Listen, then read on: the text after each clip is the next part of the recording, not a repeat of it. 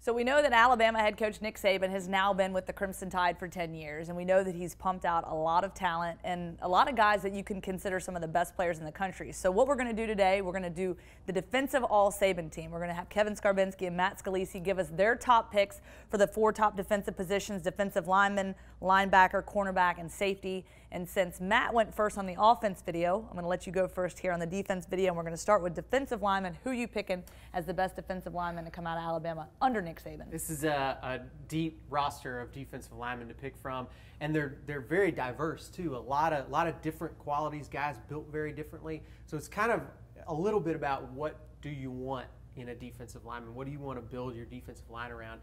To me, the guy that I would go with is A'Shawn Robinson, because he's got that sort of pure power that just lets you dominate at the line of scrimmage.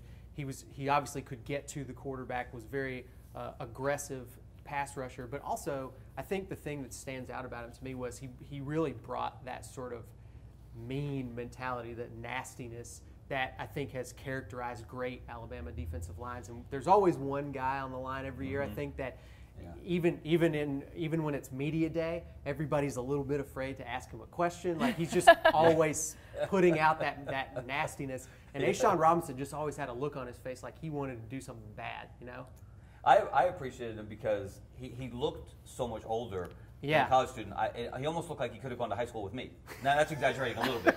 But he definitely had that full beard. Yeah. You're right. He had that don't mess with me look on his face. Like, if you asked him the wrong question, he might not just snap back with a snappy answer. He might bite your head off, literally. So he was very frightening. I'm sure he was very frightening to line. Where you don't want to be in the locker room after Alabama loses a game with that guy. Right. No, absolutely not. And of course, they were the anchor of the 2015 National Championship team, that defensive front. Again, as you said, Matt, there's so many guys that have been so good up front, and they're so different. You know, you could go different ways here. You could say, well, you anchor your defensive line with a nose guard. And then you could say, well, obviously, Terrence Cody, Mount Cody was fantastic. So was Josh Chapman, maybe the most underrated defensive lineman of the Nick Saban era. But for an overall defensive lineman, for his impact in the locker room, on the field, in the pass rush, in stopping the run, just being a great player overall, I got to go with Jonathan Allen. I mean, I included him on my Heisman ballot this last year. I love defensive players. I love defensive players who make a great impact. Jonathan certainly did that.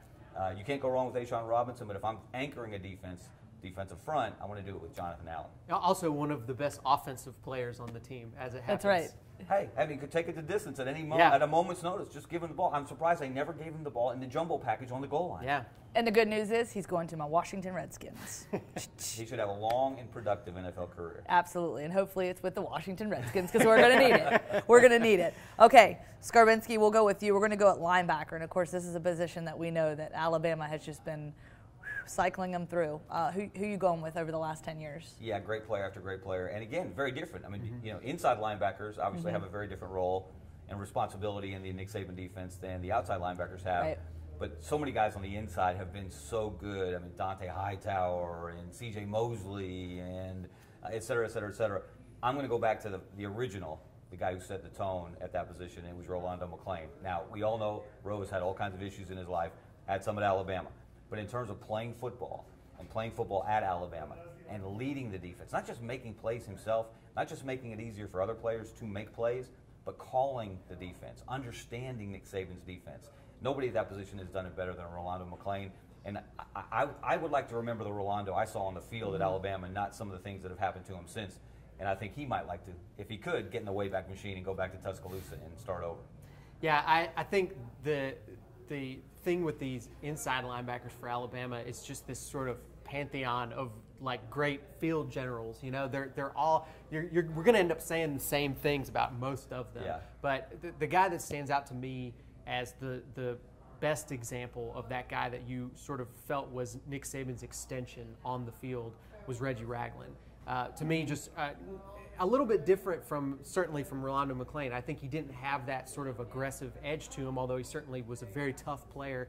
He was a beloved player. Everybody liked him. I think people rallied around him in a different way than maybe they would a guy like Rolando McClain. So it shows, I think, how sort of different styles of leadership can still work on an Alabama defense. And I confirmed with Reggie Ragland what his favorite song was at Alabama, Dixieland Delight. So, you know. He's not the only one, yeah. He's got it there in the heart. So he and I had a difference of opinion about that. As Alabama fans, particularly our buddy Hunter Johnson will quickly tell you. Yeah. Yes, absolutely. All right, we'll move down the line to the secondary. We'll go with the cornerback position. And I guess it is Matt's turn at the cornerback. Okay, so, you know, I want to look at all of these guys that have come through 5-star talents and gone on to the NFL at the next level. You know, not too many of them have actually worked out as NFL corners, but they certainly have been productive for Alabama.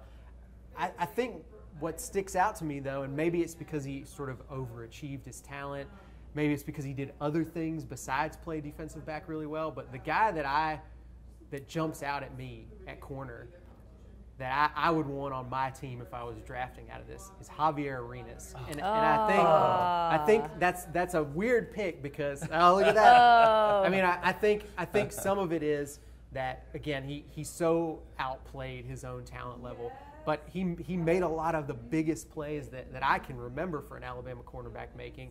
You know, the interception that kind of sealed the deal in that 2009 SEC championship game. That's one that sticks out to me. But also, you know, I think maybe I'm cheating a little by drafting a return man too. You got two players for one. To me, absolutely still to this day, the best return specialist that Alabama has had. He was just electric every time he touched the ball.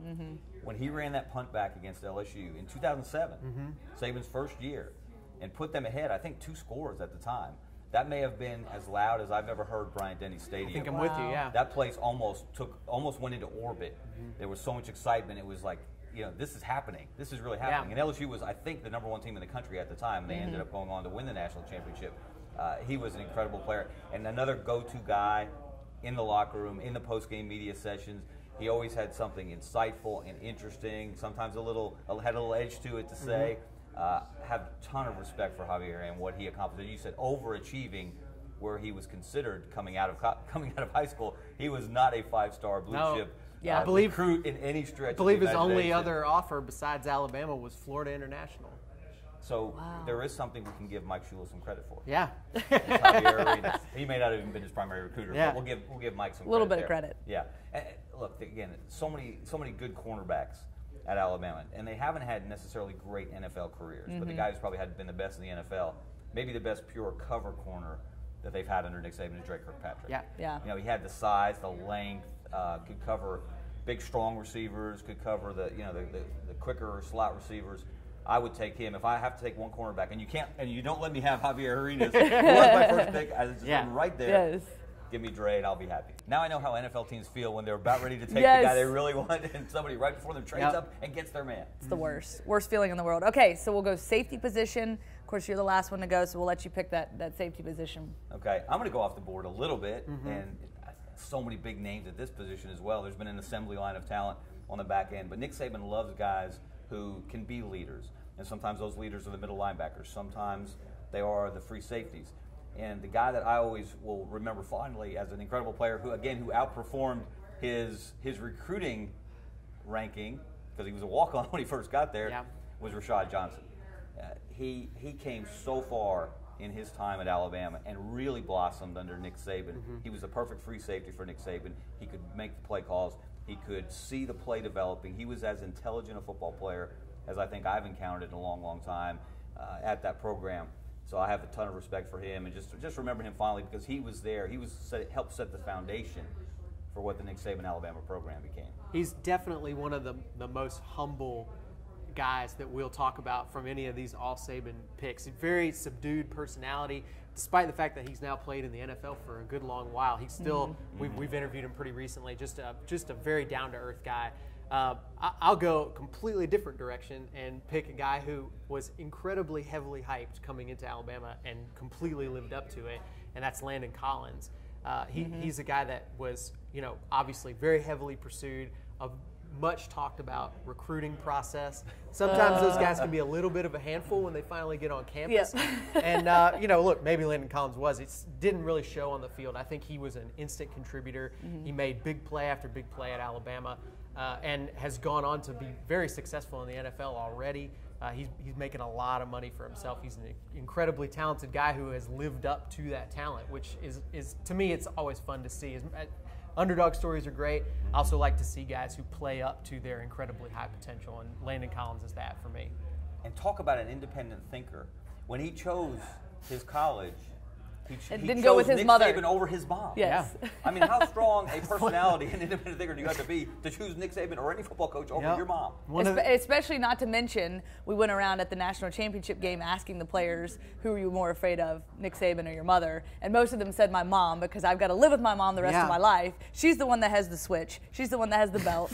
Well, Landon Collins picked against the grain. It was a courageous move. Yes, very courageous. Turned out well for him, I would. It did turn out very well. And, of course, those are your picks from Matt Scalici and Kevin Scarbinsky on the defense. And, of course, you have our full roster of All-Saban team from our AL.com staffers there on AL.com, and the offensive video as well. You can check that out.